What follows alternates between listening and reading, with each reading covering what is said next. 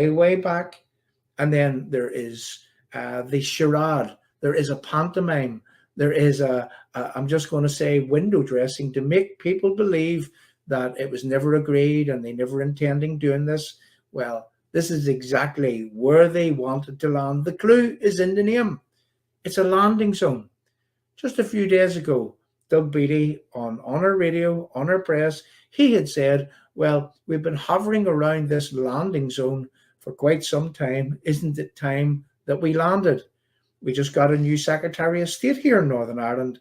And just in the last few days, well, he is now quoting those words again. We're now hearing the putting back in place, the using of this terminology. We're now hearing landing zone being used again. Just to recap on what the landing zone is. The landing zone is the protocol bill. The landing zone it's a green channel for goods coming to Northern Ireland, in where the British government are going to perform checks and supply the EU with some data on the goods coming to Northern Ireland. The landing zone is where that Puts has already stated that Puts posts can remain, and that Puts would perform checks on goods in a red channel. Coming from England, Scotland and Wales to Northern Ireland, Puts would perform the checks on goods destined to the EU. But this border, people, wiki, this border is between us in Northern Ireland and our brothers and sisters in the rest of the United Kingdom. This is the landing zone to which that they're trying to persuade you that it's a good thing, when it's not, when it's the breakup of the United Kingdom in its embryonic form. And we have to keep pressing home that message that this isn't restoring the UK, that our job wouldn't be done with a protocol bill, that this isn't, as some would have said, this isn't like a staging post. Let me explain something. Anything that we ever give as unionists, it's lost and gone forever. We never get it back. We get one chance to negotiate, and if we negotiate this wrong, if we end up continuously linked to the EU single market, if we end up with a form of border in the North Channel with green lanes, with trusted trader schemes, with red channels, with checks on goods in Larne, Belfast and Warrenpoint, well, that's it. That's it forever. We never get this back. That is, call it a tug of war. That is the Irish republicanism. That is the Irish nationalists. That is this new Ireland having pulled unionism a huge way across the line, and we aren't going back to the place from where we came. So we get one chance to get this right. Our politicians are getting only one chance to get this right, and we can't let them get this wrong. So we're here to plead with people. We're here to ask people to stand with us against our politicians, if necessary, in order to impress upon them the need to protect the rest of the United Kingdom. Northern Ireland is the main battlefront right now against globalization, against the breakup of the United Kingdom. We are, the front. We're the front line in this battle, and it's down to us, people. Like our forefathers in the past, those that would have gave themselves to stand against totalitarianism in the past. In 1914, we had the same circumstances facing us. And some people from within our community, well, they felt so strongly back then. Let's take you back to 1912. Let's take you back to September the 28th in 1912, in where the people from right around the province of Northern Ireland, what they did was that they went and signed a covenant. And in that covenant, well, we will be doing a documentary. We hope to release that documentary come next week. Might run a wee bit later, but that documentary is going to be all about the people, the men of Ulster, the women of Ulster, the people of Ulster, doing the right thing and standing up for Northern Ireland at a time of aggression from what was to become the Irish state, whenever there was a third home rule bill being thrust upon the people of Northern Ireland, being signed up to by the Conservative government in Westminster. And at a time whenever we were potentially going to be part of this all Ireland approach, in where that home rule would be thrust upon us, where we would be governed from Ireland, separated from the rest of the United Kingdom. And some people from within our community, well, firstly, they got together, they signed the covenant on the 20th of September in 1912. And it progressed from that point to then, in where that a few good men decided that Ulster needed to protect itself. They needed to protect themselves from this aggression from what was to become the Irish state some 7 years later. So what they did was that they got together, they raised some money from right around Northern Ireland, and what they did was that they decided to bring in the means by which that they could defend themselves. Now, this is the documentary roughly that we are doing. And in 1914, at Larne, at Donaghadee, and at Bangor, there was a ship called the Clyde Valley. And, Carson, his army, the people surrounding Carson, they decided that they would bring in the means by which that they could defend themselves against this third Home Rule Bill. And they landed a huge cache of weapons at Larne, at Donaghadee, and in Bangor. Those were the men of Ulster back in 1914 that, well, they weren't going to be the generation that would allow Northern Ireland to be taken away from the rest of the United Kingdom. Let's remember something. And, whenever that we were doing this documentary, this is what stuck out to me, is that we didn't decide to leave the rest of the British Isles. We didn't decide to leave our brothers and sisters in England and Scotland and in Wales. It was what became the Free State. It was what was known as the Republic of Ireland after the 1921 period. They decided to partition. It wasn't us that decided to partition from them. No one complained. They were allowed to have it. They partitioned. And now that they've partitioned, how dare they try to take Northern Ireland away from the brothers and sisters in England and Scotland and in Wales? And here we are, under the same aggression from the same Irish state, wanting to remove Northern Ireland from England, Scotland, and in Wales and placate it. And I say this without any apology, placated by the Conservative government.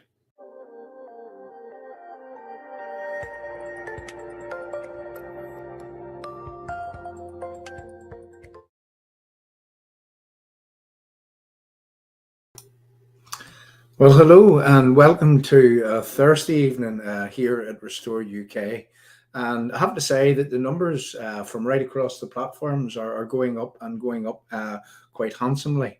So what I would like to do to those people, I would like to ask, if you're new to the channel, if you would like to give us a love, if you would like to give us a like, if you would like to, if you're on the Facebook channels, whether that be Restore UK or whether that be the British Unionist People's Voice, if you would like to share the channel, if you would like to share it to your own Facebook pages, closed groups, open groups, wherever it is that you can share, in order that people get to listen to this very, very important stream.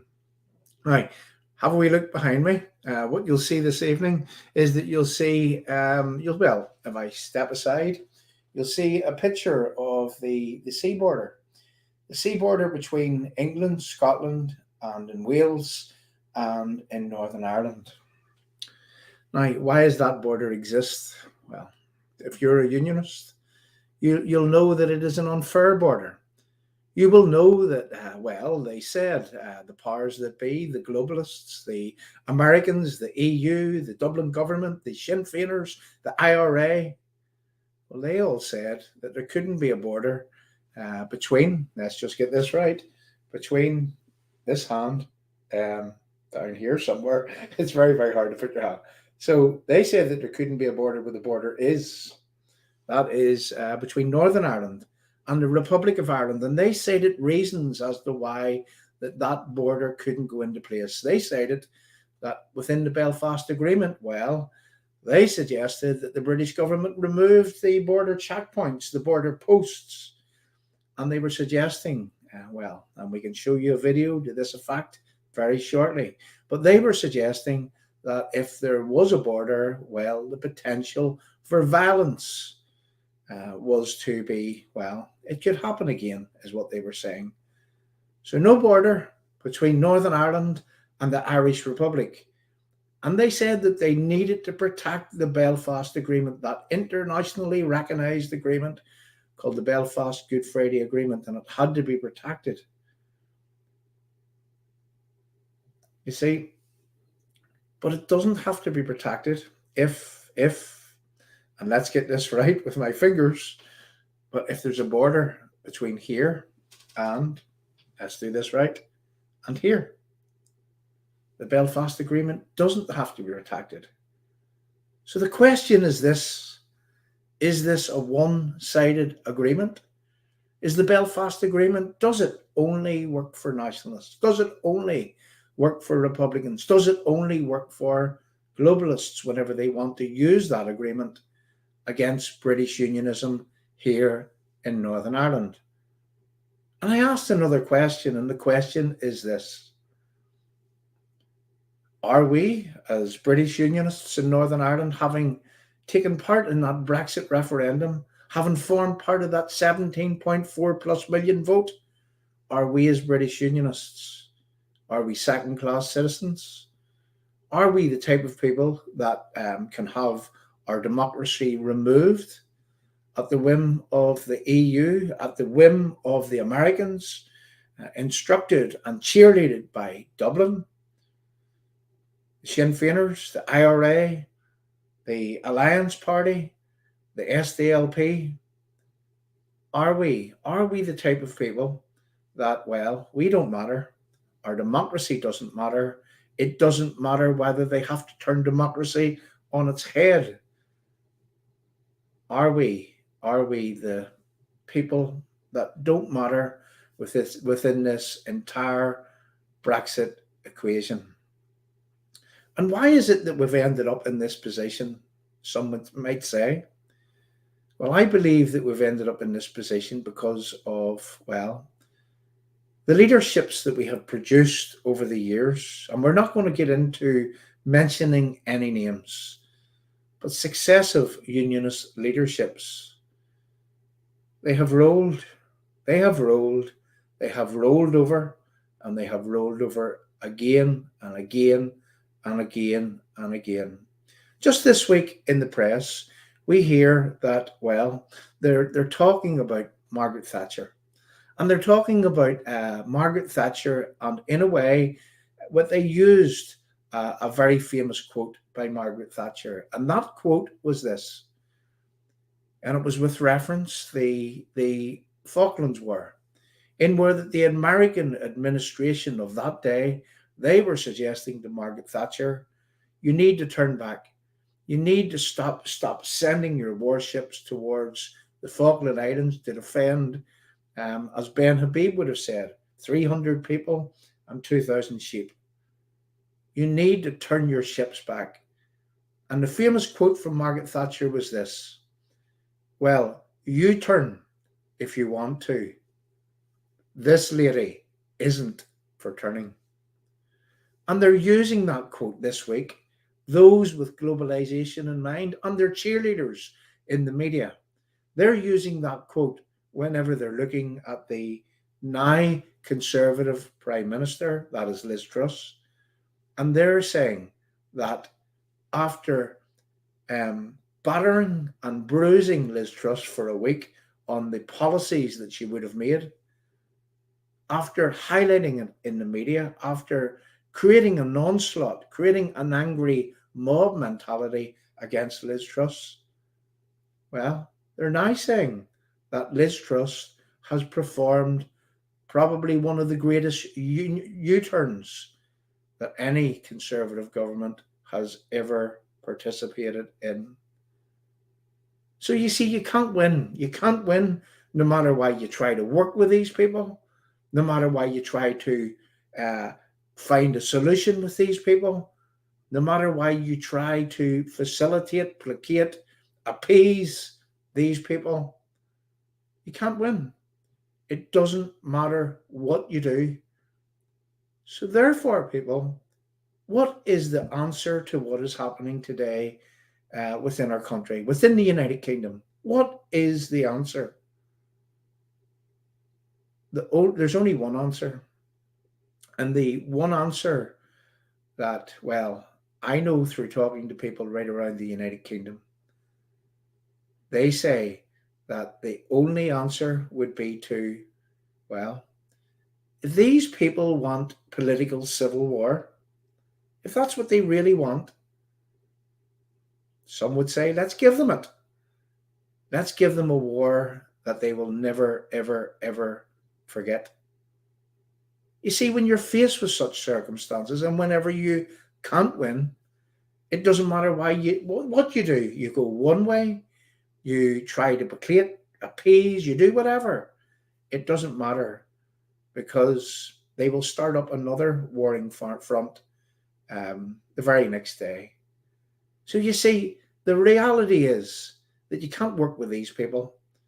You can't try to reason with these people.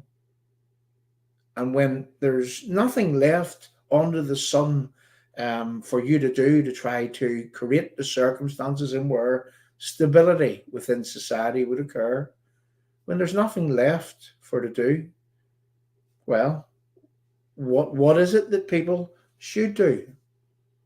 Now, I talk that language for a reason. Because right across the Western world today, there are people just like us, just like people in Northern Ireland, who are seeing their country being unfairly removed before their very eyes. They are seeing their democracy denied. They are seeing their governments being turned, being pushed, being threatened, being bullied. They're seeing those governments that are in place today, and they're in place for one reason. They're in place because that a majority of people put them there. And a conglomerate of minorities, well, what they are doing is that they are teaming together in order to derail the successes, in order to derail the result of democracy that people would have delivered in various countries right around the Western world. Look at America today. America is in turmoil with the people that are agitating against, well, they're agitating against that it's their way or it's no way. Let's fill the country with uncontrolled, uncontrollable, unquantifiable, unidentifiable immigration.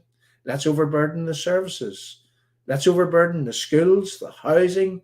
Let's put the housing in the position whereby that anybody from this country that wants to rent, well, they're on an uneven footing. There was a story just 2 weeks ago in the press in where that there is a grouping which has been tasked to look after the newcomers, the people that would be crossing the channel in the dinghies. And this was a story to do with the mainland UK. And there is a group, a business which has been set up. And what they are doing is that they are asking landlords, they are asking places of refuge to permit the circumstances in where that they could give them a 5-year guaranteed rental income in order to place these new people into accommodation. Meantime, the people from the United Kingdom, well, the homelessness is going through the roof. The amount of people that can't afford to rent the properties because of the increases in the property values, the rental values of the properties, because supply and demand. And the more people that comes to a country, the more that demand for the housing goes up, and the more the rental of that housing also goes up. You know, this is just one of many problems that we have in our country today. Then we take the Brexit process. Well, you see, why did Brexit happen? Brexit happened because there was enough people in the United Kingdom, 17.4 plus million people from within the United Kingdom, that wanted to make a meaningful, proactive protest against what it is that they see happening before their very eyes. The politicians, well, what did they do?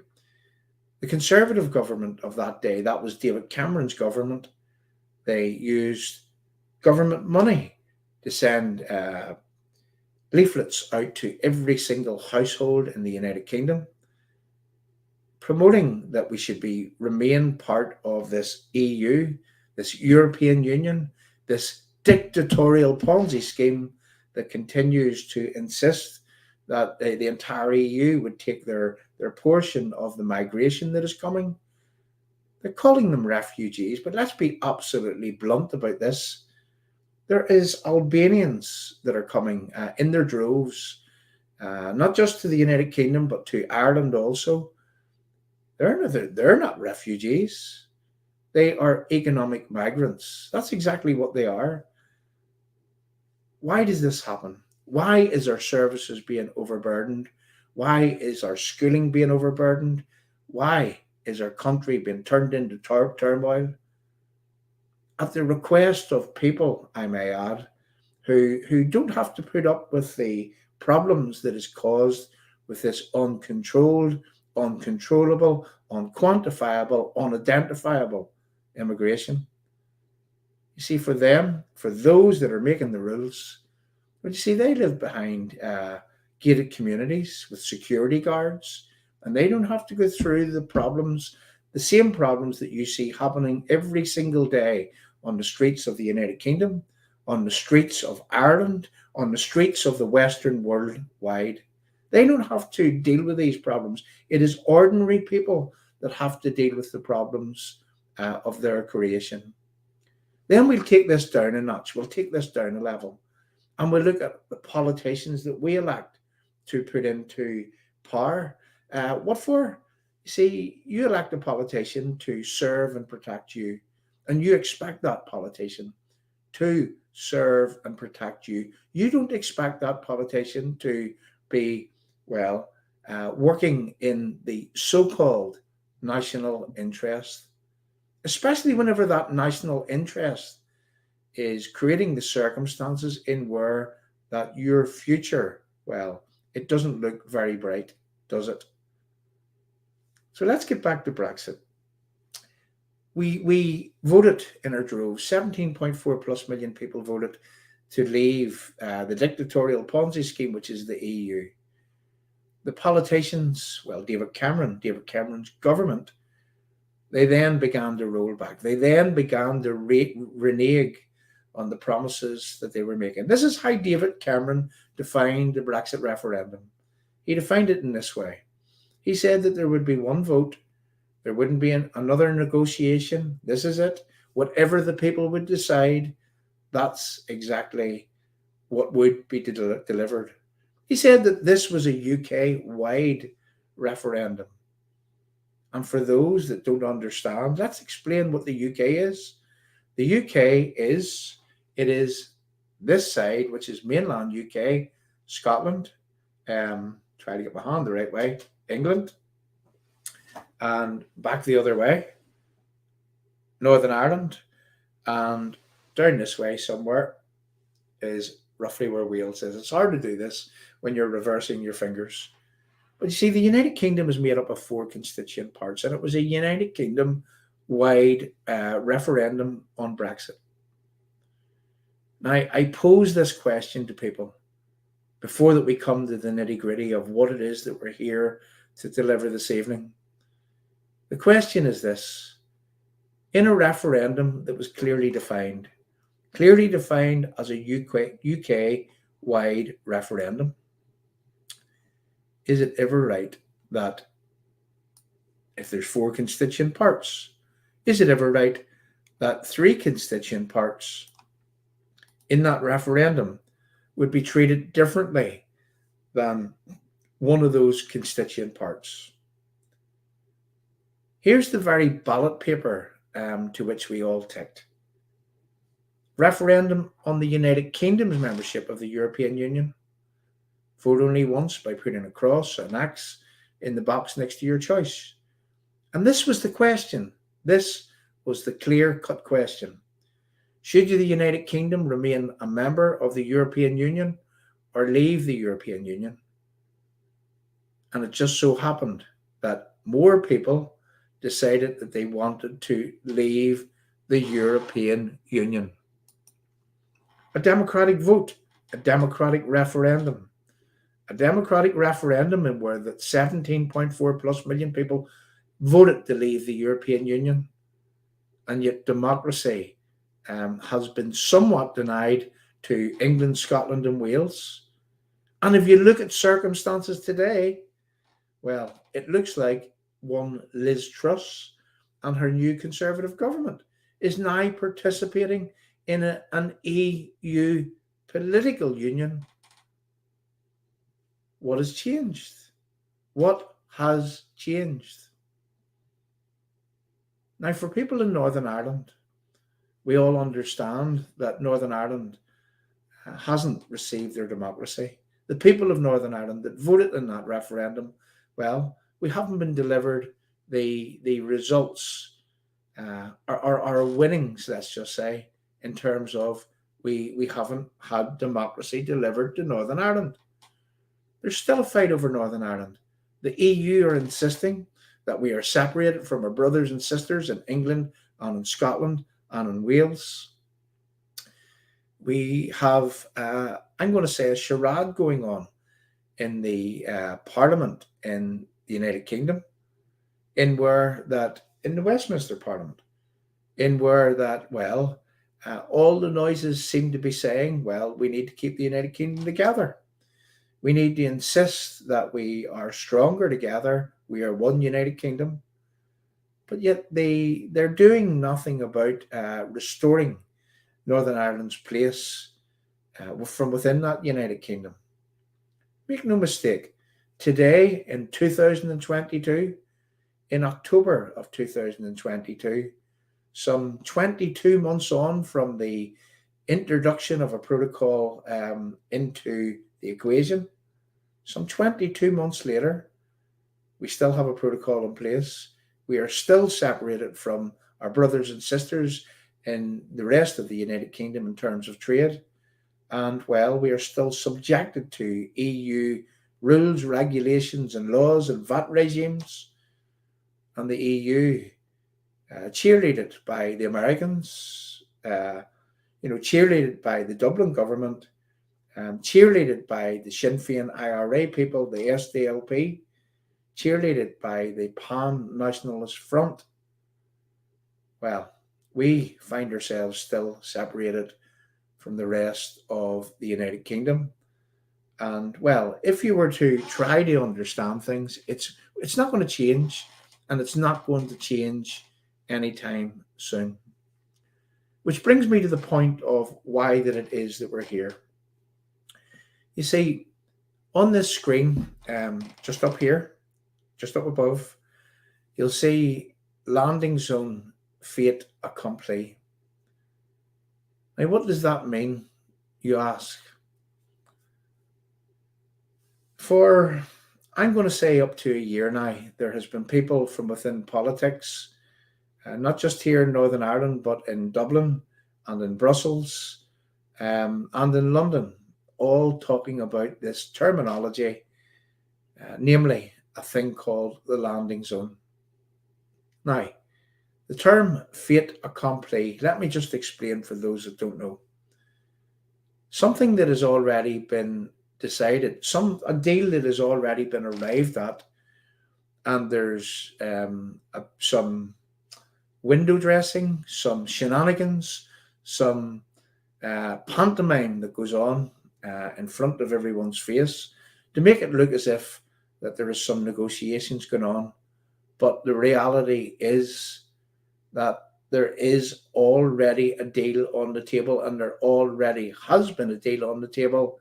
And, well, we're going to get into what that deal is and what that deal actually means for the people of Northern Ireland. So whilst that you would be seeing on your news today, you will be seeing that the EU are playing hardball, that the EU, well, I'm going to say that the EU are playing hardball, because what the EU are trying to do is they're trying to wring even more out of this deal than what is actually in this fait accompli deal, which was agreed a very long time ago. And the EU, well, they see weakness in the Conservative government. They see a Prime Minister, which is recently U-turned over her fiscal policies. And they think that they can wring even more out of this deal than what was agreed, I'm going to say, probably as much as a year ago. And maybe I'm even fooling myself, because whenever I say that this protocol has been on the table since January of 2021, we're now 22 months into the protocol, and well, was this landing zone in true fait accompli style? Did that even exist back whenever the protocol was pushed into place in a totally undemocratic way here and against the people of Northern Ireland that would have voted in the Brexit referendum? So, landing zone, fait accompli, remember those words. We normally broadcast here on Restore UK on a Wednesday evening, but last night I was asked to go to a gathering of Unionists, and I was asked to provide a little, I'm going to say, I was asked to give a talk on how, where it is that we stand right now as Unionists, and what it is that we need to do in order to try to rectify the circumstances that we find ourselves in. So we went along to the gathering. I have to say that we were received very, very well in that gathering. And well, what we've decided to do was to literally go through a short presentation, just really citing the areas that we cited last night, that we showed last night. And we're decided to do that this evening in order that we can document it, and in order that what we can do is that we can cut and clip it and make it available in video format for the pass out amongst Unionists right around Northern Ireland. So I'm going to, before that we commence in doing what we're doing, I'm going to ask the live chat to tag people into the live chat. This is the point. Look, the numbers are great this evening. There's huge numbers here. I do see, I'm looking across at the channel there, the Twitter channel. It's doing well this evening also, and also looking at the the Twitter channel and the YouTube channel, and they're both doing well. The numbers are high. Look, I'm going to ask people to stay with us, because if you weren't at that gathering last evening, well, you're going to get to see the presentation that we made last night. And we're going to, we're going to commence very, very shortly. So tag people into the live chat, share the channel out, give us a like, give us a love, give us a share. I understand, I know that there's a huge amount of people from right across the platforms here this evening. We can see it through the software. And I'm going to say to those people that are not normally here, if you ensure that you tag us into the live chat, tag, write something in the live chat. Give us a like, give us a love, give us a share, in order that we can get to invite you to your channel. So here's what we now need to do. We now need to play us. We're going to start commencing with what it is that we're here to do by playing a succession of video clips. Now, focus on this terminology that we use in the screen just above us here. Landing zone, fait accompli. Focus on that. So what is the landing zone? Politicians have been talking about this landing zone for, I'm just going to say, about a year now. Here in Restore UK, we have exposed the fact that we believed that what you're seeing right now is a pantomime going on right in front of your very face. And we believe that all parties to the Brexit equation have actually accepted a deal. And well, they're now looking to the problem why they haven't implemented this deal is that they do realize that unionism here in Northern Ireland will never accept this deal. British unionism in Northern Ireland can never accept this deal. British Unionism in Northern Ireland can never accept a deal in where that they're separated from their brothers and sisters in England, Scotland, and Wales on a permanent basis. British Unionism in Northern Ireland can never accept a deal in where that they say that they can't have a border between Northern Ireland and the Republic of Ireland, but yet they want a border placed between us and our brothers and sisters in England, Scotland, and Wales.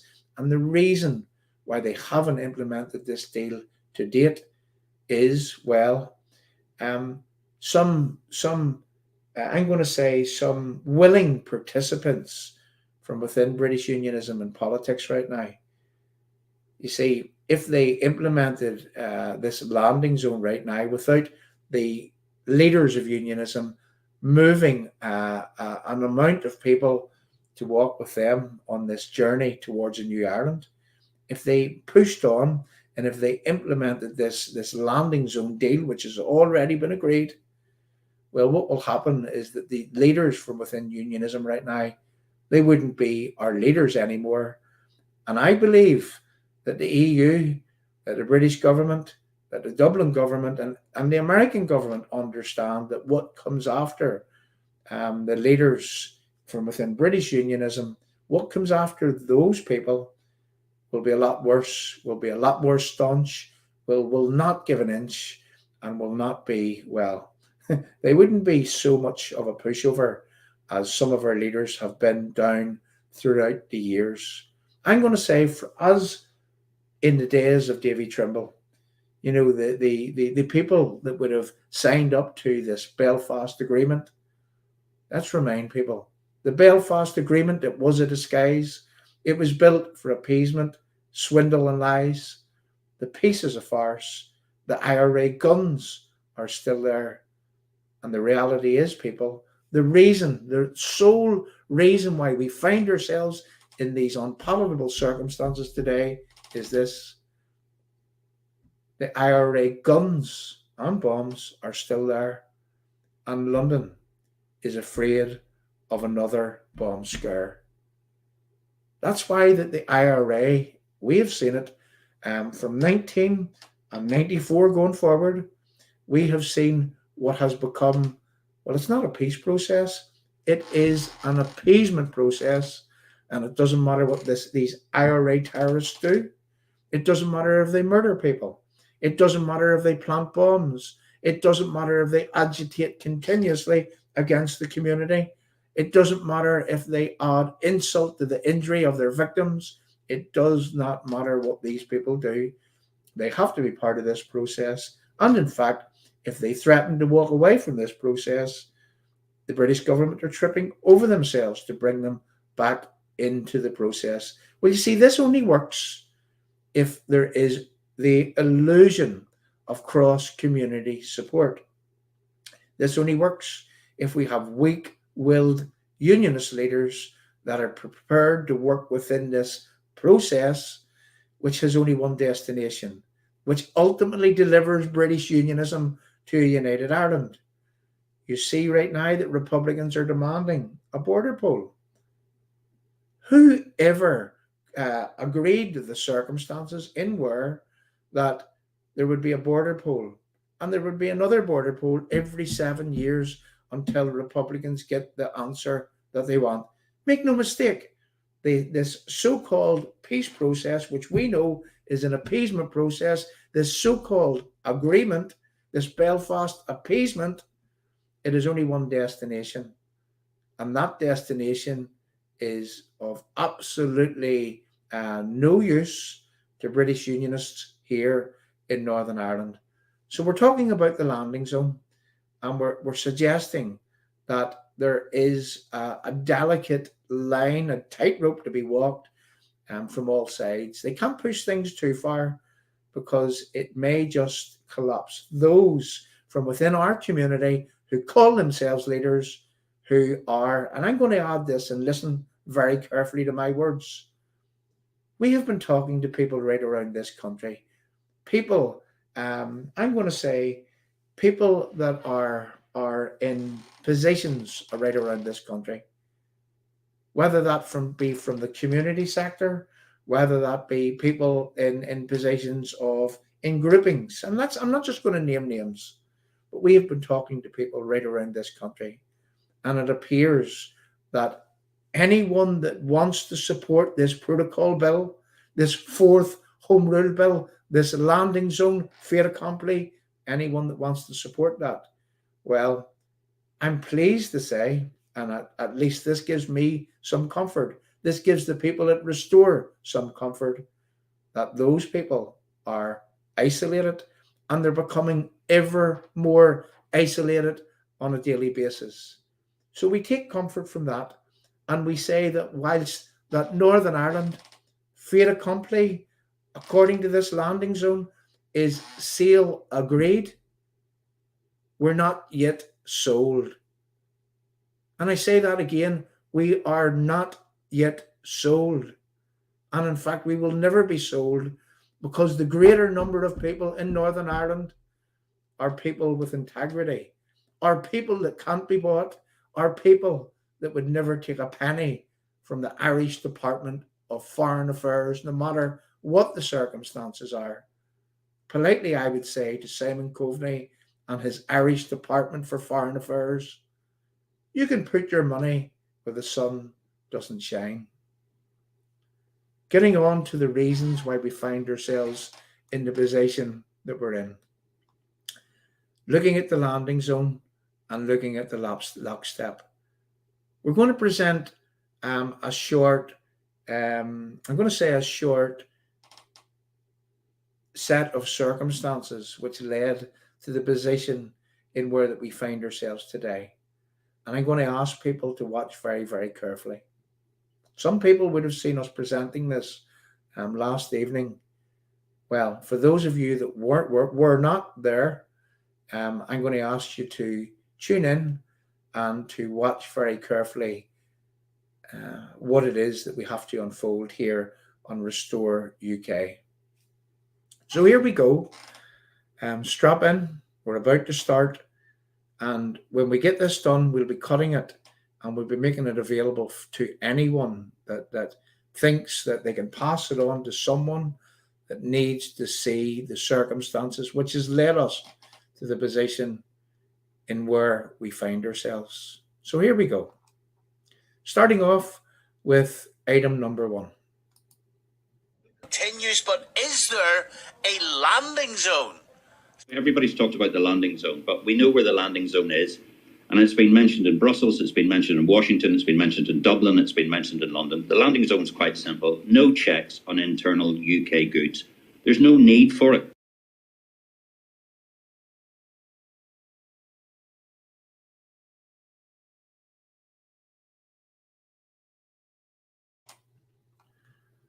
So, to those of you that would have watched that clip, and we're now going to play it again, and what we're now going to do is that we're now going to stop at the relevant points in that clip, and we're going to break it down. So here we go. Continues, but is there a landing zone? Everybody's talked about the landing zone, but we know where the landing zone is. And it's been mentioned in Brussels, it's been mentioned in Washington, it's been mentioned in Dublin, it's been mentioned in London. The landing zone is quite... So everyone knows what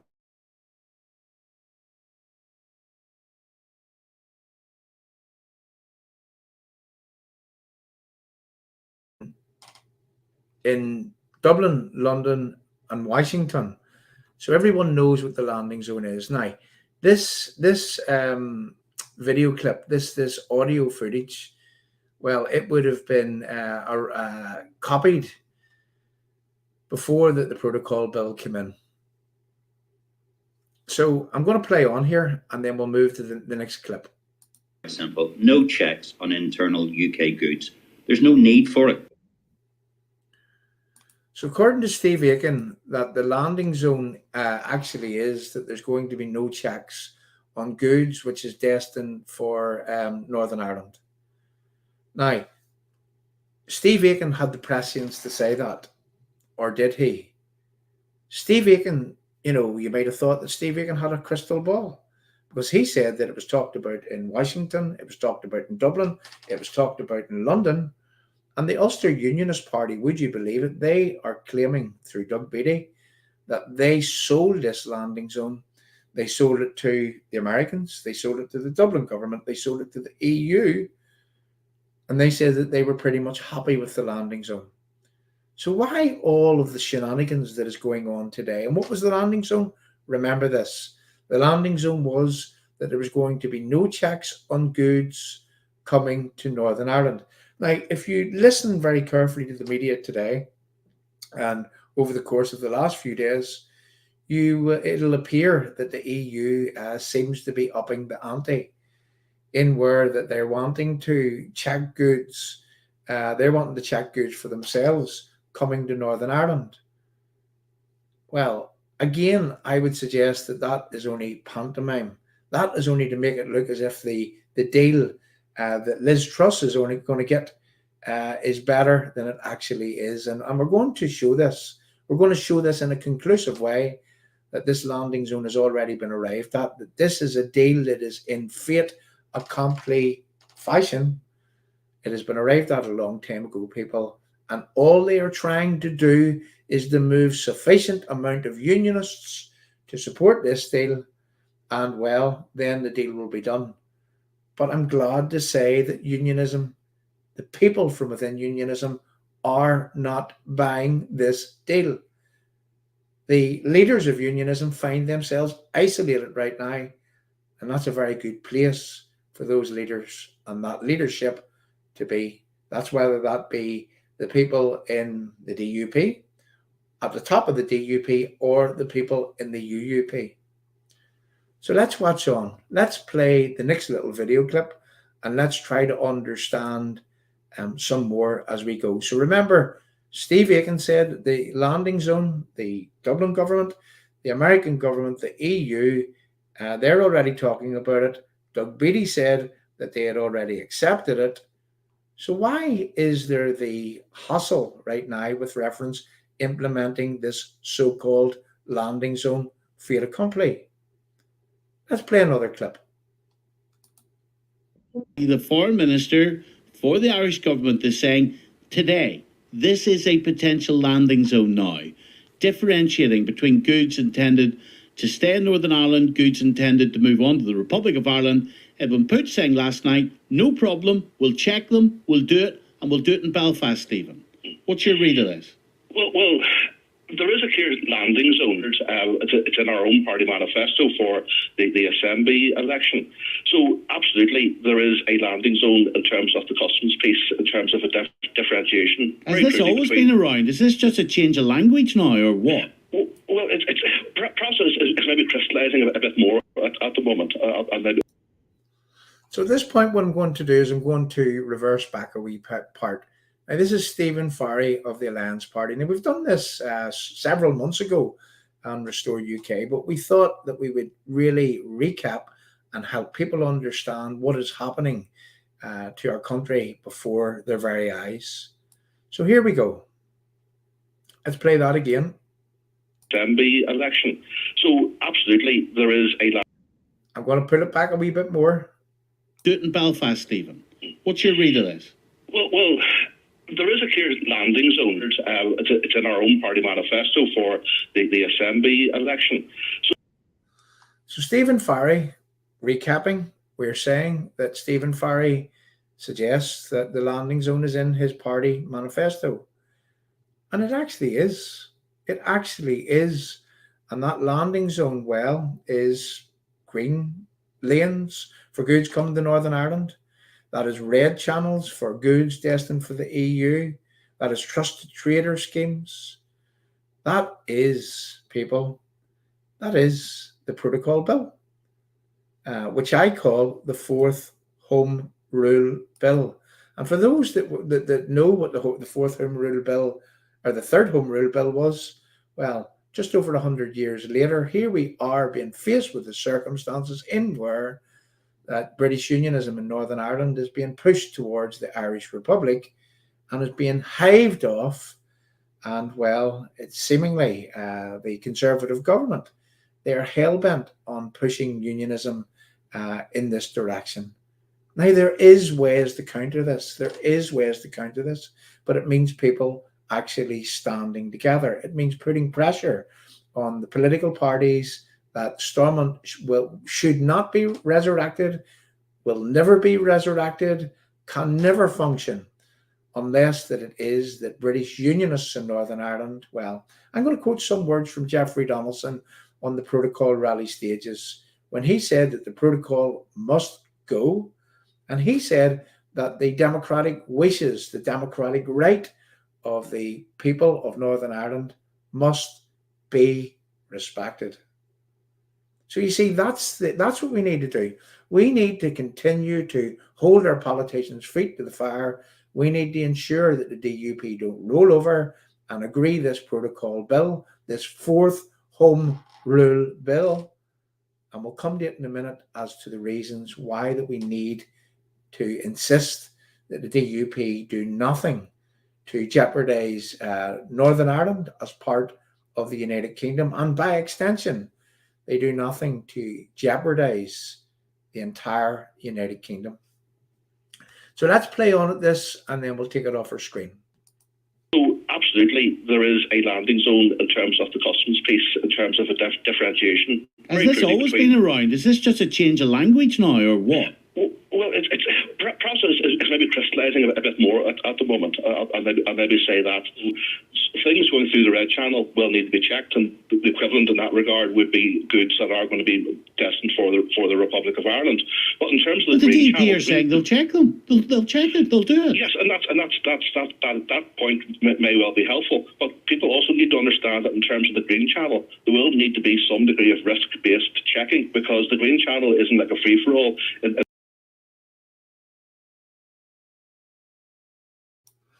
So here we have Stephen Farry saying that there'll have to be checks in the Green Channel. The Green Channel, which is, well, Unionists are suggesting that there should be no checks on goods coming to Northern Ireland, to this part of the United Kingdom. And here we have Farry saying that there needs to be checks on goods. And I'm going to, do something that is completely out of character. I'm going to agree with Stephen Farry. Because the reason why that the Green Channel's there, the reason why that there's a trusted trader scheme, the reason for the checks on goods is at the request of the EU. Well, I'm going to just say this, that if it looks like a border, if it checks like a border, then people, it is a border. And a border can never be acceptable to any British Unionist. And we need to make that clear. And make that clear to our politicians that they need to hold Stormont out of play forever. If that's the case, as Edmund Pooch would have said a few days ago, well, whenever the Americans come to celebrate this wonderful peace process that doesn't work for British unionism, whenever the Americans come to celebrate on the 7th of April next year, the 25th anniversary of the Belfast Agreement, well, on that anniversary, that agreement needs to be buried. They need to be celebrating the death, the finish, the taking away of that appeasement process. That's what they need to be celebrating next year. And I'll take Edwin Pooch's words and use Edwin Pooch's words. So there you heard Mr. Farry from the Alliance Party talk about this landing zone, in where that there needs to be checks on goods. And it's in his manifesto. I'm going to say this, that was quite a bit of time ago, where Mr. Farry was saying that the landing zone was in the Alliance Party's manifesto. That was whenever that, before the Assembly elections, or maybe just shortly after the Assembly elections, that was copied that. So now what we're going to do is we're going to move on to another little clip, because we have to understand this. And there's two more clips that we need to play in order that we take people on this journey, in order that what we can do is that we can present something to give food for thought to British Unionists from right around this country. At the meeting that we were at last night, what we were delivering was widely accepted by every single unionist. The people that we talked to in different places in this country the people that we talk to, that they relate back what they have heard from others. Well, as I say, the good thing is this: it's not over until it's over. Our unionist leaders are isolated. They're isolated. And if they try to move to ratify this fourth Home Rule Bill, which is the protocol bill, if they try to move to do that, well, I would say that respectfully, I would say this, they're finished. They are finished. And what comes after, well, maybe British Unionists will get backbone, the very type of backbone which we need. Let's play another little clip here from Liz Truss. And let's try to understand what it is that Liz Truss delivered on her first reading of the protocol bill. And here at Restore UK, we've now renamed that protocol bill.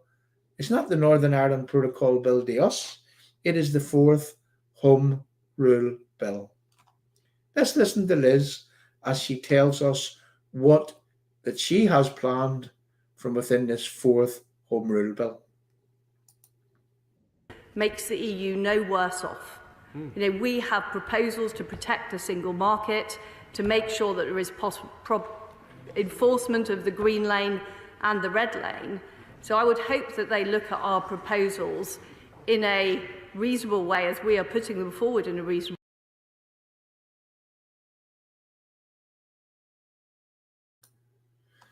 So if you'll have heard Liz as she delivered that, if you will have heard Liz Truss saying that this, I'm going to take it back again and we'll play that again so that we can dissect it, so that we can point out what it is that we clearly see in Liz Truss's own words. Our solution makes the EU no worse off.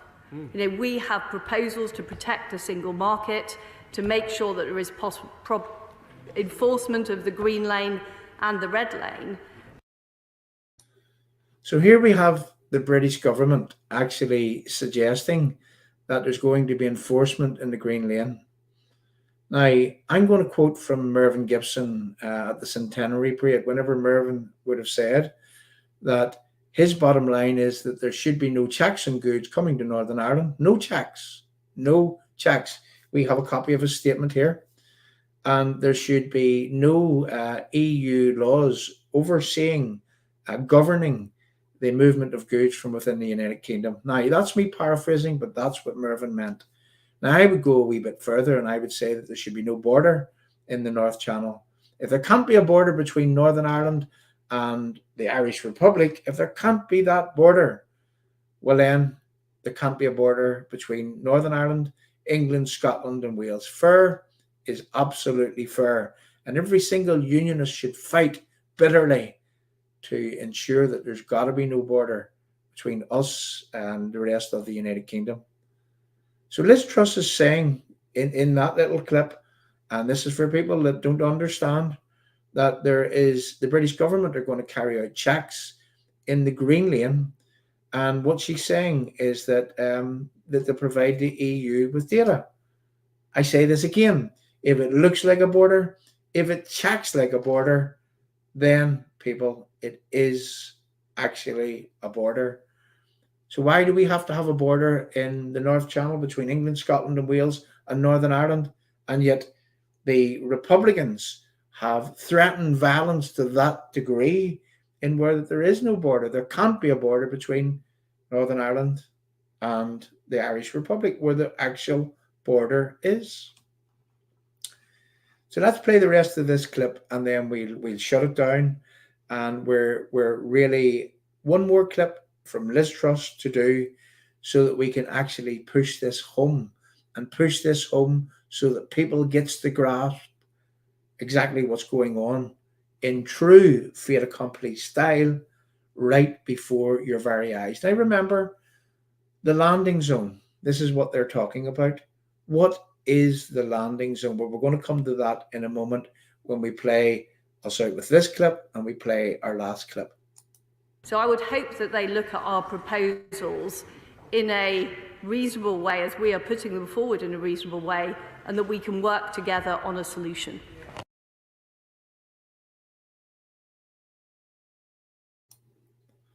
So there we go, people. There is Liz Truss offering to carry out checks on goods coming to Northern Ireland. Now, I'm going to say this. What other part of the United Kingdom has checks on goods whenever the goods are moving to another part of the United Kingdom? There's no checks on goods between England and Scotland. There's no checks on goods between England and Wales or back the other way. There's no checks on goods between, say, Dover and Manchester or Liverpool and Leeds. There's no checks on goods in any other part of the United Kingdom. The Act of the Union, Article 6 from within that Act of the Union, well, it suggests that there should be no bounties or tariffs on goods moving between any constituent part of that United Kingdom. There should be unfettered access in terms of trade. Well, seemingly the Act of the Union is it's over. It has been trashed, and they still insist in the Westminster Parliament that they're going to carry out checks on goods coming to Northern Ireland at the request of the EU, putting in jeopardy the entire United Kingdom. People, we can't let this happen. We can't go down without a fight. And when I say a fight, yeah, a fight I mean, but I put it in this way. An army of people must be put together with weapons of words, arguing our case, holding our politicians' feet to the fire, insisting that our politicians will not go into stormont until that there's an even playing field reinstated and reinstalled, until that British Unionists in Northern Ireland are reinstated as fully fledged members of the United Kingdom, until that the United Kingdom is safe. We are the main battlefront in this war against globalization, trying to break up the United Kingdom. Are we going to be the generation that would fail Ulster? Are we going to be the generation that would turn a blind eye whilst our country is taken away, whilst our place in the United Kingdom has been taken away, whilst our democracy has already been taken away? Are we going to be the generation that does nothing about that? That's a question. That's a real question for the huge numbers that is watching this screen right now from right across the platforms. Are you going to be the person that stands idly by and sees Northern Ireland's place within the United Kingdom being taken away? That's a real question. There's one more clip to play, and we're going to commence with playing it right now. I'm very, very sorry for the lag in the screen. And sometimes I think that people interferes with the streams that we do. We're going to have to find a way in where that this doesn't happen. But anyway, we're moving on.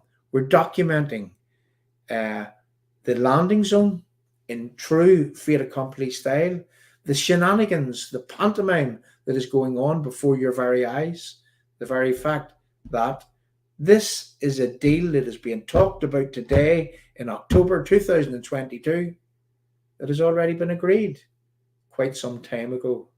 And we're going to show this and show this conclusively. Next clip. Has proposed what we believe to be a comprehensive and reasonable solution to deliver on the objectives of the protocol. This includes a trusted trader scheme to provide the EU with real-time commercial data, giving them confidence that goods intended for Northern Ireland are not entering the EU single market.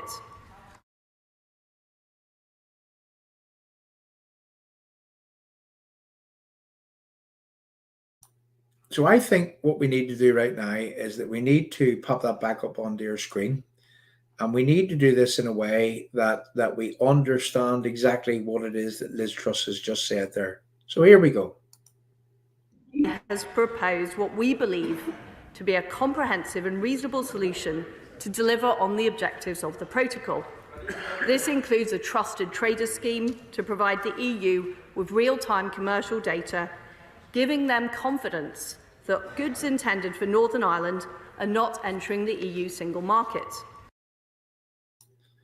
So Liz Truss wants to deliver a trusted trader scheme.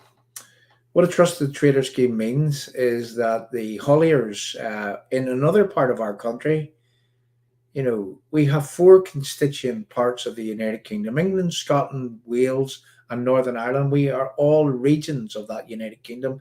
The United Kingdom is the country, has become the country with regions within it.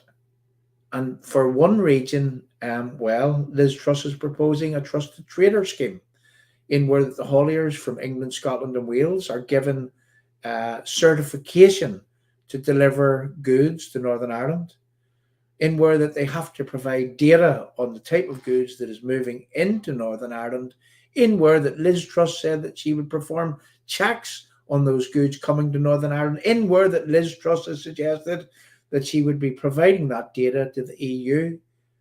I don't know about you, but I'm a British Unionist. I am part of the United Kingdom. I have a birthright. My British birthright, it states, it stipulates, if you look at the Act of the Union, that is a cornerstone of this entire United Kingdom. And to use the words from Jim Allister, what did he say?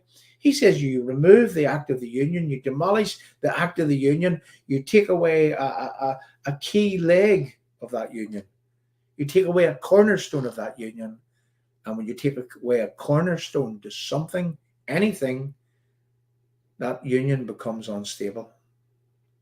So what it is that Liz Truss is proposing here in this trusted trader scheme, and where there's going to be checks on goods coming to Northern Ireland at the request of the EU, well, what I'm saying, and I'm saying this politely, and I'm saying this respectfully, is that, if what's on proposal from Liz Truss and the British government in this protocol bill, if it looks like a border, if it checks like a border, if it's providing data to the EU, just like a border, customs data,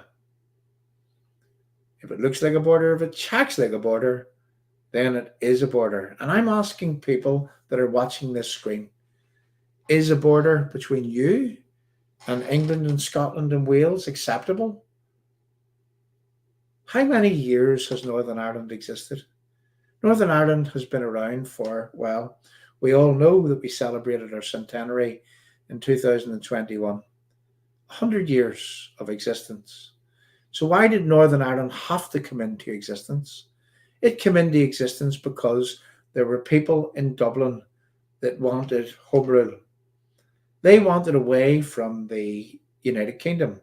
They wanted not to be part of the setup that was the United Kingdom. They wanted to have self-determination. So they voted, they left, they got their partition, nobody complained, away they went. But now they're not happy. What they want to do is that because they left, and now they want to take us in Northern Ireland away from the rest of the United Kingdom. We don't want to go. We're not going to go. We're not going to be forced out. And because some weak-willed British conservatives, so-called conservatives, are hell-bent on hiving off Northern Ireland, we need to be very, very smart on how that it is that we work in order to ensure that, we are the front line in this battle. That if they don't want to fight, if they won't get up off their knees and fight, if they won't suggest to the EU enough is enough, we need to take that fight for them. We need to be the front line in protecting this entire United Kingdom. Because make no mistake, this protocol bill, this fourth home rule bill, this landing zone, and now we're coming to it. The protocol bill is the landing zone. The protocol bill is what's in the Alliance Party manifesto. The protocol bill, as delivered, and I let you see it, by Liz Truss, is what the American government are happy with, is what the Dublin government are happy with, is what the EU are happy with, is what the Ulster Unionist Party are happy with. Doug Beattie suggested just a few weeks ago on our TV channels, on the radio channels here in Northern Ireland, he said that we've been hovering around this landing zone for quite some time now. Isn't it time that we landed? Let's talk about Doug Beattie and how that it is that we got to focus in quite some time ago on this exact wording, this terminology called the landing zone. One morning, whilst listening to BBC Radio Ulster, I hear Doug Beattie, probably somewhere between 7 o'clock and 9 o'clock, saying that, there is a landing zone. And he actually stated specifically that the Ulster Unionist Party were the architects of this landing zone. He stated that he had sold it to the American government, to the Dublin government, to the EU. He stated that they were all happy with this landing zone. Now, whenever I heard Doug Beattie first mentioning this landing zone, later on in that day, I hear Micheál Martin, the Taoiseach of the Irish Republic, using that exact same terminology, landing zone. And I can remember saying to a friend, either Doug Beattie is using the Irish government's language or the Irish government are using Doug Beattie's language. And we couldn't decipher which one it was at that point. But as the days, the weeks, and the months went on, we decided to listen for this landing zone. And true to fashion, this lockstep language began to be used everywhere, from the BBC presenters here in Northern Ireland, to the Westminster government, to the Dublin government, to the Americans, to the EU themselves. We're all talking about this landing zone. This landing zone turned up in the Alliance Party manifesto, and I think we showed that earlier. So you see what I'm saying, that this landing zone was a fait accompli. A fait accompli is something that has been decided a very long time ago, but the reason why that it can't be implemented is because of one huge, and I mean one huge obstacle. And that huge obstacle is this: that British Unionists in Northern Ireland, real British Unionists, true British Unionist people, not sellout merchants, not people who would take money from the Irish Department of Foreign Affairs to undermine the society in which we live. But real British Unionists in this country, the huge obstacle are the greater number of Unionists which will never accept this, which have managed to isolate the Unionists in leadership today. That, well, we seen at the last election, the Ulster Unionist Party. We seen that Doug Beattie just about got elected. Now, I know that friends of mine from within unionism are saying that we shouldn't be talking about fellow unionists. We should be playing the ball and not the man. But this has to be done. This has to be done. It especially has to be done whenever we see that the Ulster Unionists were turning a blind eye, since last year, whilst the councils implement this protocol under the cover of, no one told us that the councils were now checking goods to see if there were goods entering this EU single market. You see, this same Ulster Unionist Party have been working in a way that is not conducive to maintaining the rest of the United Kingdom. And it showed at the polls just the last time around in where that Doug Beattie just about got elected. He only got elected because of transfers. In fact, Doug Beattie is quaking in his boots should there be another election here in Northern Ireland. Didn't we hear him a few weeks ago suggesting that, we don't want an election. We really don't want an election. Yeah, Doug Beattie, you don't want an election. Of course you don't. And his good friend Mike Nesbitt, he doesn't want an election either because, we seen the TUV candidate in the same constituency as Mike Nesbitt.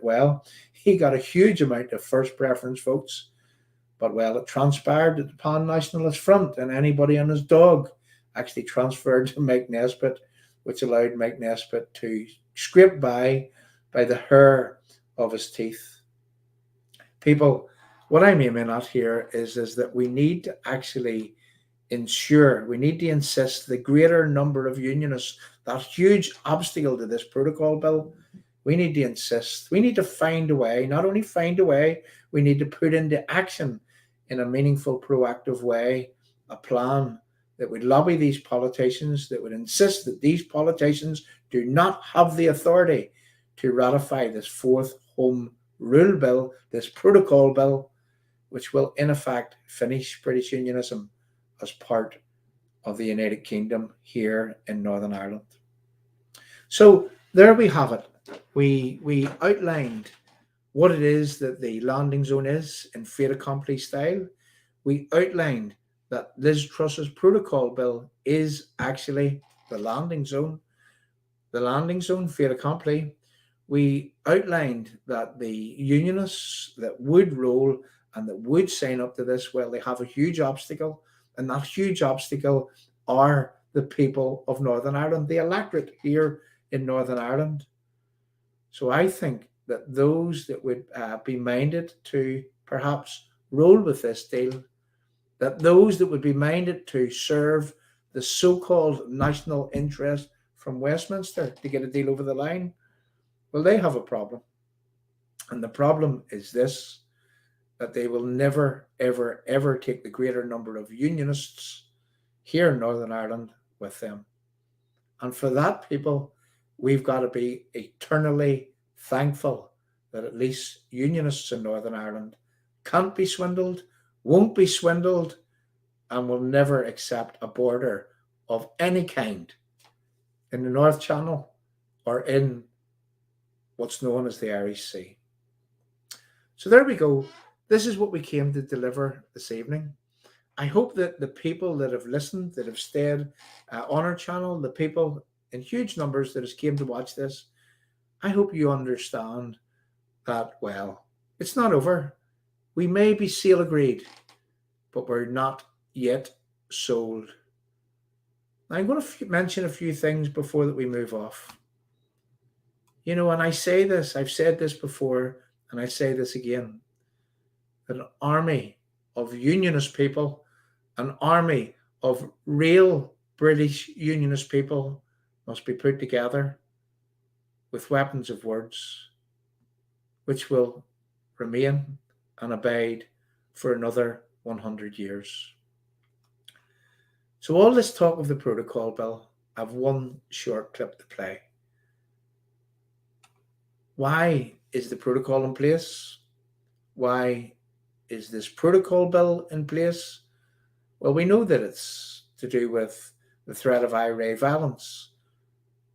And we're not going to muddy this stream by playing you the clips whereby that certain people from within the nationalist and Republican community were threatening violence, including Leo Varadkar, threatening that should there be a border between Northern Ireland and the Irish Republic, there would be bombs back at the border again. Let's play this little clip for understanding. And that's for the people that are watching now and for the people that come along to watch in the very, very near future. And we're getting to the close of this stream. But let's play this telling clip and let's try to understand why that we ended up with a border between us in Northern Ireland and the people of England, Scotland and Wales. Listen very carefully. Learn this lesson and learn this lesson very well. Against Brexit, and a number of the parties here worked together and we achieved the protocol, and I'm glad we achieved the protocol.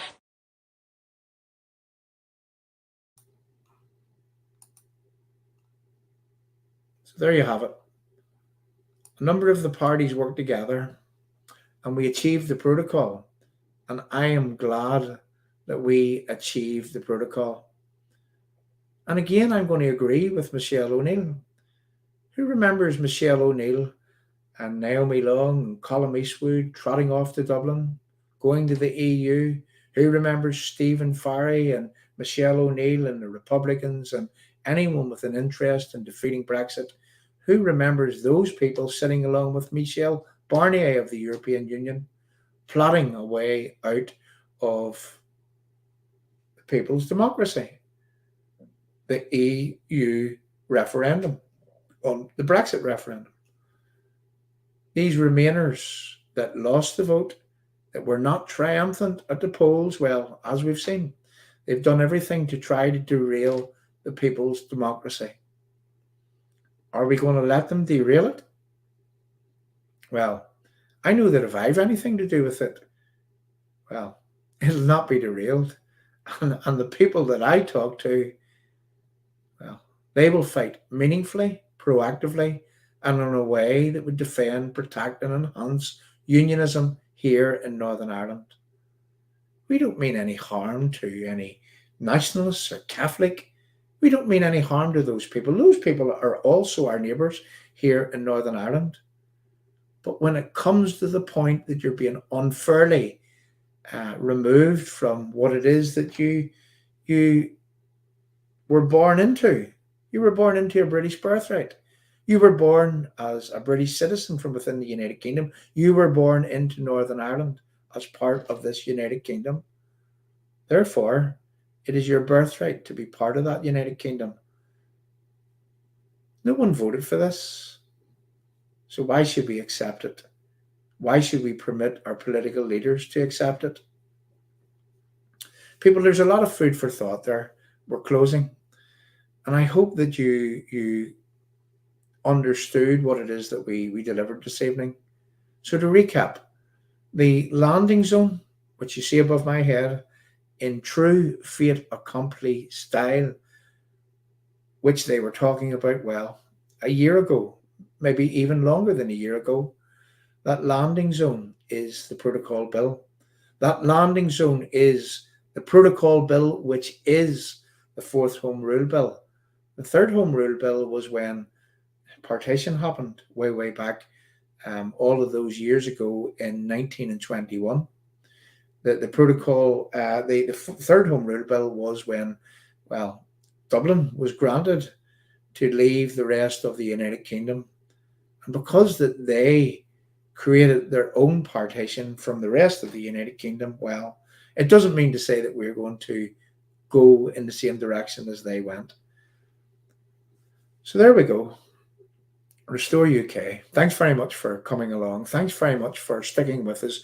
Thanks very much for supporting this channel. And I hope that you got a lot out of what it is that we delivered this evening. This is a t-shirt you'll just see here with the Restore UK badge on it, given to me by a good friend of Northern Ireland from Scotland. And perhaps sure what we'll do is that we'll make them available for people to purchase in the very near future. And I'm just going to turn my back so that people can see. Now, we talked about a Restore UK badge, and I'm just going to show my back and where it says, well, I hope you've seen that. It says Restore UK, no sea border.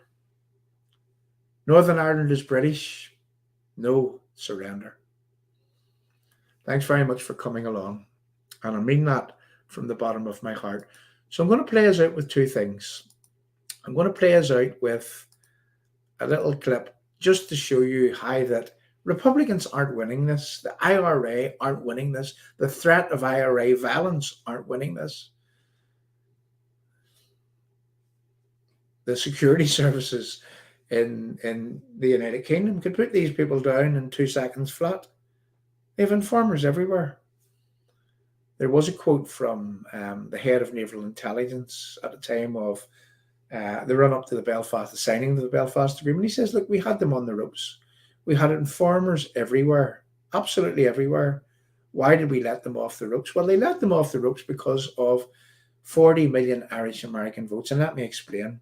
You see, the American administration, if they can be seen to be doing something for the people of what they call Ireland, well, then they obtain those votes. And any American administration will do anything to try to ensure that they attract that vote. So they continuously continue to put pressure on the British government. And Unionists here in Northern Ireland always seem to be the people that are the fall guy, that are being treated in a totally unpalatable way. But I take my hat off to every single Unionist here in Northern Ireland that, that are still standing, that are still fighting, that have not been rolled over, that have not actually given in. Keep up the good work. Continue the fight. No surrender has to be the cry. We need to insist that our politicians don't roll over. We need to hold their feet to the fire. and we need to insist that this fourth Home Rule Bill, which is the Protocol Bill, that it never actually sees the light of day. So why are these people winning? They're winning because that they have globalization on their side.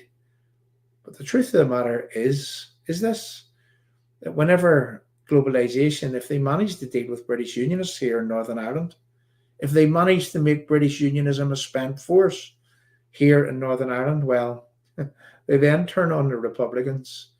And this is something that you can see in a clearly logical way if you look at what's happening in the Irish Republic right now, in where those people down there aren't allowed to be Irish. If they're Irish, they're being told that they're fascist, that they're far right, that they're anti-democratic, that they're racist. This is what they're being told if they stand up for their Irishness in the Irish Republic. So this is happening right around the Western world. This is divide and conquer. This is globalization. Well, when the world comes in to drive a wedge against you or between us, as in the words of the song, we must never let them win. People, I'm going to pop this up before that we play us out with a little clip, or two little clips that I want to finish off with this evening. Now, the little clips isn't to do with the landing zone. We've just finished what it is that we're doing there. So what I want to do is that I want to pop up something. There's a PayPal link on our Restore UK Facebook channel. That's on the YouTube channel. Also, the Restore UK Facebook channel on the British Unionist People's Voice. There's a little link. And I'm going to ask people that if you can click on that link, if you can pop a few pound into that link, and I'll tell you why. Let me explain. Here at Restore UK, we are involved in a case against this protocol. We are advisors in a case which goes to the Supreme Court on the 30th of November and on the 1st of December this year. Now, there's two cases against this protocol, and our good friend, our adopted son to Northern Ireland, Mr. Ben Habib, well, Ben Habib is now the lead in the other case against the protocol, and we'll all be in that Supreme Court on the 30th of November, the 1st of December. Here from Restore UK, we're taking a small team across to highlight, to report on, to provide information, videos, everything that happens within those days that we're at that Supreme Court, where, well, I'm going to take the time off work. I'm going to go there and we're going to be reporting on exactly what's happening at that Supreme Court and what it is that the judges are saying. And is there going to be any chance of us actually returning democracy and common sense to the people of Northern Ireland? So we are fighting for and on behalf of the people of Northern Ireland. And I'm going to ask people, I'm going to suggest that we can't, pay for this on our own. We want to take a small team. We've got court costs. We've got, the flights so back and forward and whatever. And we've never asked for a penny to do with the actual fighting of the case, but we're asking for people to help us right now to pop a few pound into our PayPal link in order that we can take a small team across to fight for and on behalf of British Unionists here in Northern Ireland. So click on that link, make a small donation, whatever you can. Every little helps, let's just say. So if you can do that, we will be very happy. And as I say, it'll take the burden off a few people here at Restore UK if you can actually help us. So what we want to do is that we're going to play us out with two things. We're going to play us out with something that is going to get your eyes open. We're going to play us out with something, a force from within the United Kingdom that is actually helping enhance republicanism, which is actually helping advance the cause of this so-called New Ireland, this force being the BBC. And what I want you to do is I want you to listen very, very carefully to this clip. And well, I'm not going to say anything. I'm just going to play the clip and you can make up your own mind as to what exactly it is that you're hearing. So it's good night from me. Landing zone, fait accompli. The protocol bill is the landing zone. The fait accompli is that this deal had been hatched quite some time ago, that there is a pantomime going on in front of your very eyes, and all the pantomime exists for is because the people of Northern Ireland, the British Unionist people of Northern Ireland, are not accepting this border in the North Channel, will never accept this border in the North Channel, will never accept politicians that would agree to this border in the North Channel. And that's where British unionism needs to remain. Onwards and upwards, no surrender. Playing us out with a couple of things. Thanks very much. Leave your messages in the live chat. Tell us what you thought of the stream. Tell us that if there's anything that you want us to be doing in the near future. Coming up very soon, a documentary that we're making with reference that we're comparing the 1912, 1914 time frame when our forefathers stood up for Northern Ireland against the third Home Rule Bill. We're comparing it with today in 2022, in where that there still is some of us standing against the Protocol Bill, which is in effect the landing zone, which is in effect a fait accompli, which is in effect the fourth Home Rule Bill. And if we don't defeat this Protocol Bill will ultimately defeat unionism in Northern Ireland. Thanks very much for coming along, and we'll see you all again soon. Wikipedia is a political term. Tory was an insult derived from the Irish language that later entered English politics during the exclusion crisis of 1678 to 1681. The Irish peasantry also used the term Tory to refer to an outlaw or a miscreant of any kind into the 19th century.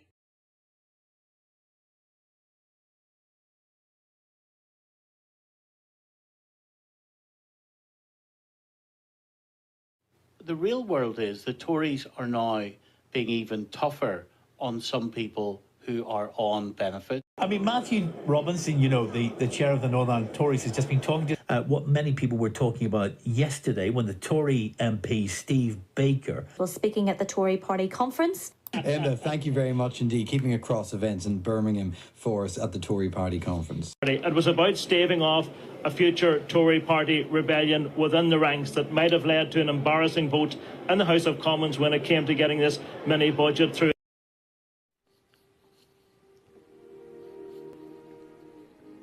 I can't help but wonder why so many people, they had to die for being British in our own land, murdered by cowards with their evil hand. The IRA crept back to their bed after leaving so many people dead. A soldier, a cop, a father, a son, a woman, a child, just anyone.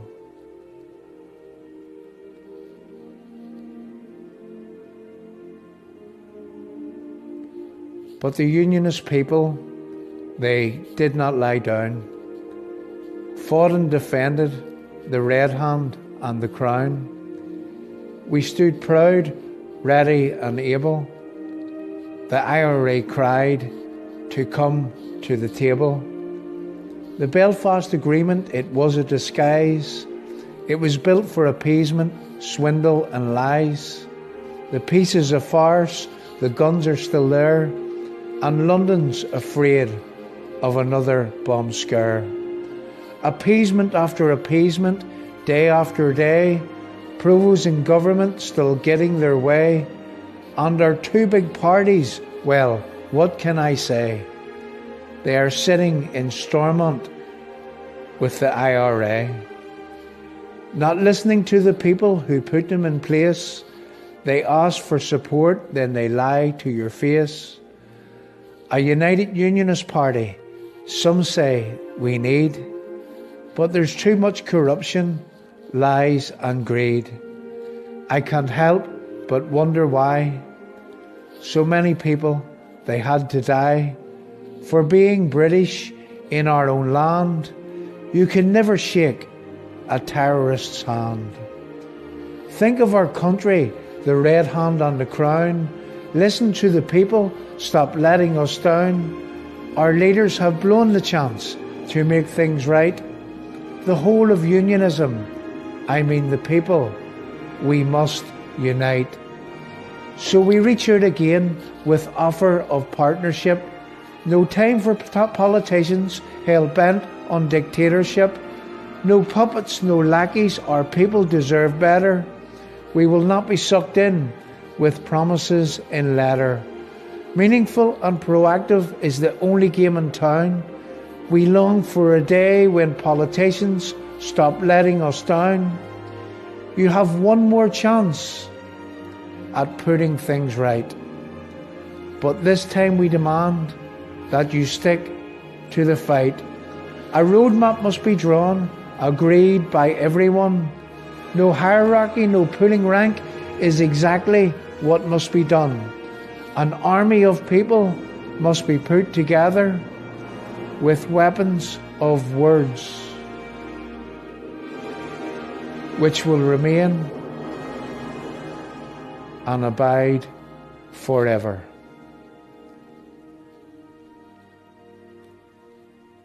United we stand, divided we most definitely fall.